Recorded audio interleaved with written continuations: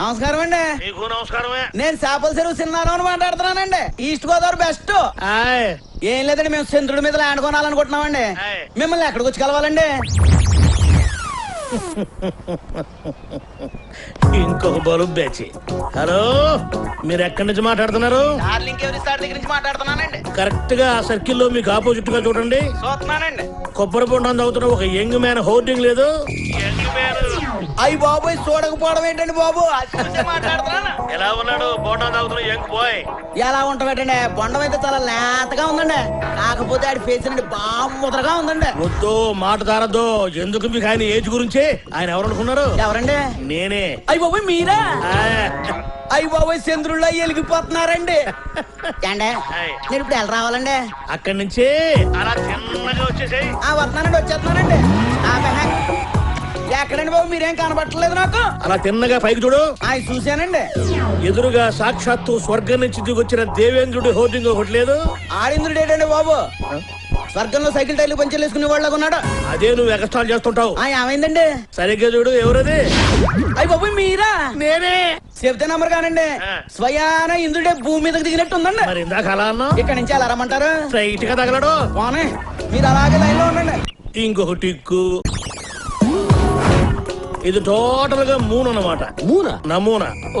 అదేమో మన వెంచర్ అన్నమాట. సెంటర్ లో. ఆ సెంటర్ లోది.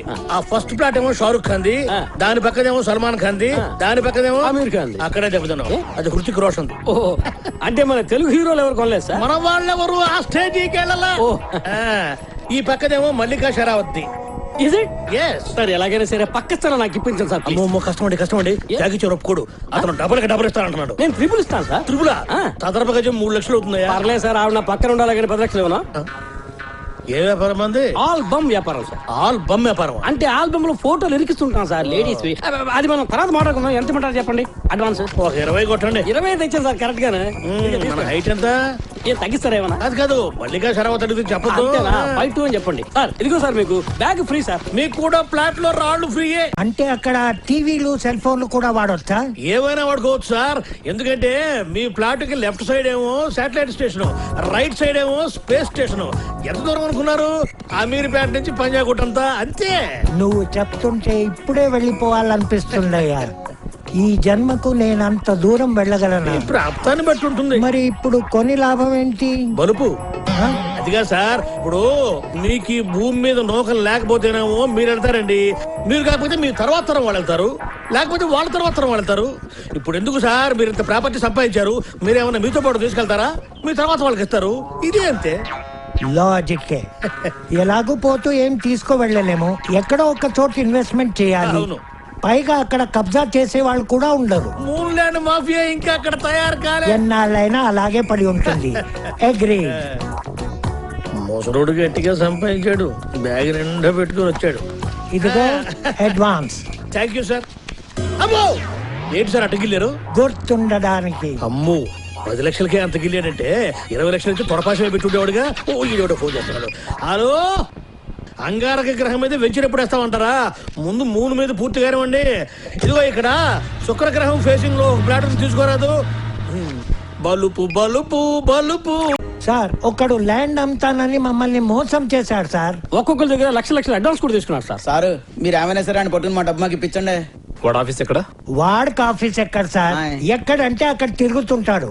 వాడు ఎక్కడుంటాడో తెలియకపోతే ఈ కేసు ఏ స్టేషన్ కిందకి వస్తుందో ఎలా తెలుస్తుందయ్యా? పోనీ ఆ ల్యాండ్ ఎక్కడుందో తెలుసా? చందమామ మీద. మూన్ మీద. చంద్రుడి మీద.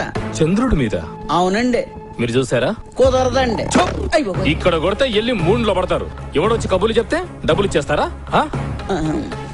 ఎల్లి మూన్ స్టేషన్ లో చెప్పుకోండి. అది నా ఏరియా కాదు. ఎలాండే సార్, మీరు అలా అనకండి సార్. మీరైతేనే ఈ కేసును బాగా డీలింగ్ చేయగలరని మీ కాడకు వచ్చాం సార్. వాడు ఎవడో ఎక్కడుంటాడో తెలియకుండా ఎలాగే పట్టుకునేది? Idea sir. అతని నంబర్ నా దగ్గర ఉంది, కావాలంటే టెస్ట్ చేయండి. సరే, చెయ్యి.